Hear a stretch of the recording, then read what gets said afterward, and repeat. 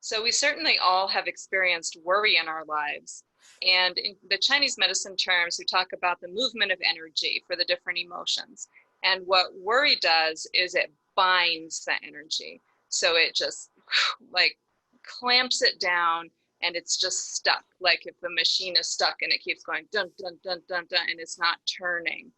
And it's a real detriment to our system, like any of the emotions. And some people will say, well, I can't deny my emotions. Yeah, and so in Chinese medicine, there's no denial of it. It's like emotions are like weather, but they come and they go. And the sooner that we can move that weather system through, the more healthy and vital and happy we're going to be. Part of the thing with worry is that that binding energy doesn't allow any action.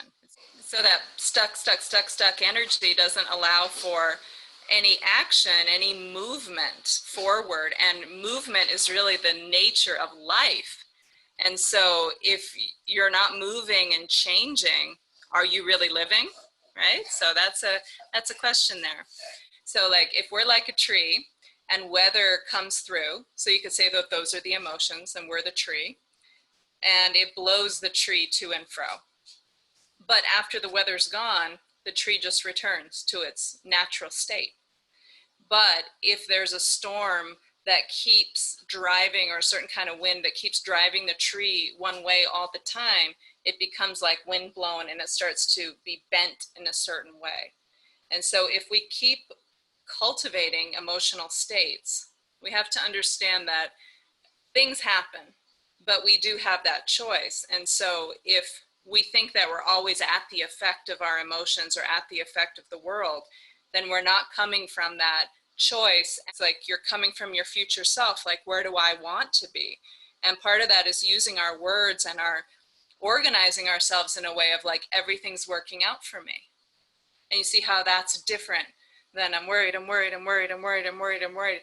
And then when we do that, we gather all the information, we gather all the evidence for why we're worried, why the world is making us worried, why this situation is making us worried, why we're a worried person, all these kinds of things. And it just compounds it and compounds it and compounds it. We become that wind-blown tree, and we're organizing ourselves that way. So everything that we look at in the world, we're looking to gather evidence for that state, basically.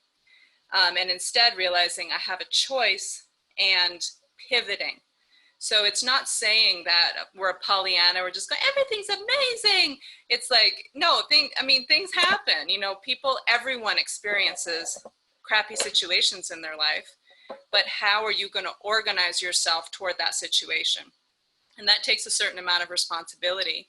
But when you realize that this is my life now, and when we're thinking about the possibility of death as an imminent thing with a pandemic, that people are dying pretty readily, it's like you think like, what am I spending my life force on?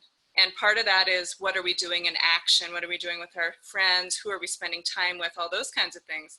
But it's also, I'm spending time here feeling bad for myself or feeling worried and gathering a bunch of evidence why I'm worried and why the world is topsy-turvy and why I can't do anything, and you're actually spending your heartbeats on that.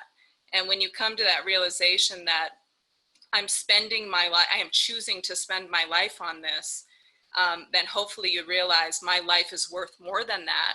And this is how I choose to orient toward my life. So it's not a Pollyanna way of looking at the world. It's actually a very responsible way, and saying, okay, I'm feeling this worry.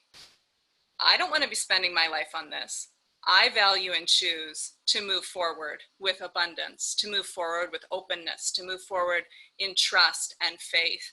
And you turn your ship in that direction. You do have the choice to do that. And it's such an amazing thing to actually realize that we do, and to take action on that and to pivot away from what we don't want to spend our life doing. Really cool thing is, when you start to choose to change these emotional states, you're actually wiring and firing new habits. And so it actually becomes easier and easier. So sometimes it may seem like, this is so hard, or I'm trying, but I can't do it like fully as much as I want to. If you keep moving in that direction and you keep practicing, pivoting on the emotional states to where you want to be, it's just going to become easier and easier to do so. And therefore, over time, your life is going to become more what you want it to be. And we'll all be happy about that because, you know, you want everyone to thrive. It's wonderful.